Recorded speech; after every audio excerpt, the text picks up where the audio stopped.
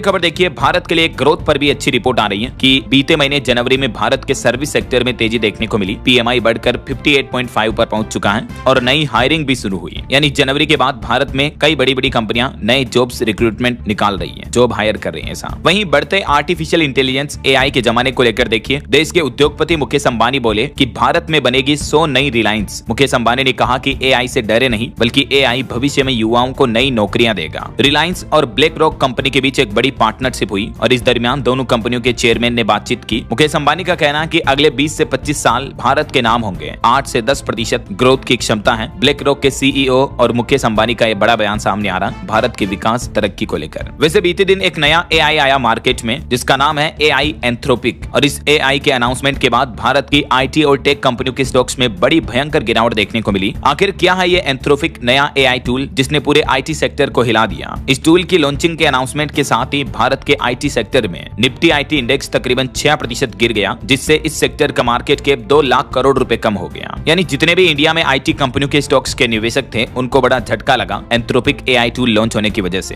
क्योंकि इस AI tool की खास बात यह है दोस्तों कि जैसे आपने गूगल जेमिनी, चैट जीपीटी इसको यूज किया होगा, उनमें यूजर को प्रॉम्प्ट देना पड़ता है और जो काम टास्क आप बताते हो उसके लिए बार बार एआई टूल्स को कहना पड़ता है कि इसको ऐसा नहीं ऐसा करो। लेकिन इस एंथ्रोपिक एआई टूल की खास बात यह है कि इसे सिर्फ एक बार आप अपना लक्ष्य दोगे, टास्क दोगे, ये एआई टूल अपनी खुद की कृत्रिम बुद्धिमत्ता का इस्तेमाल करके खुद योजना बनाता है और विश्लेषण करता है और उस लक्ष्य तक पहुंचता है। तो ये अब तक जितने भी मार्केट में अवेलेबल एआई टूल्स हैं, उनसे काफी ज्यादा पावरफुल और एडवांस एआई एजेंट के तौर पर कंपनी ने लॉन्च किया है। यही वजह कि इंडियन स्टॉक मार्केट्स के आईटी इंडस्ट्री में बड़ी गिरावट देखने को मिली। सॉफ्टवेयर शेयरों में भारी बिकवाली हुई एंथ्रोपिक नए एआई टूल से। चलिए अगली बड़ी खबर देखिए दोस्तों, युवाओं के लिए रोजगार पर भी एक रिपोर्ट सामने आ रही है। एनरॉक और फिक्की की रिपोर्ट में यह दावा किया गया है कि अब आने वाले कुछ सालों में रोजगार में बड़ा उछाल आएगा। हमारे देश में साल 2030 तक 2400 से ज्यादा ग्लोबल कैपेबिलिटी सेंटर 28 लाख से भी ज्यादा नई नौकरियां देंगे। तो ये रिपोर्ट्स कहीं न कहीं भारतीय युवाओं के लिए एक अच्छी बात है। चलिए अगली खबर देखिए, भारतीय रिजर्व बैंक आरबीआई की मॉनेटरी पॉलिसी कमेटी की मीटिंग शुरू हो चुकी है। वैसे तो इस बार ब्याज दरों में कटौती की उम्मीद कम ही दिख रही है। अभी रिजर्व बैंक की रेपो रेट 5.25% पर है, लेकिन अगर आरबीआई और भी रेपो रेट में कटौती करता है तो इससे बैंक लोन वगैरह लेना और सस्ता हो सकता है। पिछले साल 2025 में भी 4 बार तक रेपो रेट घटाई थी। देखते हैं अब इस साल रिजर्व बैंक कितनी कटौती करता है। चलिए अगली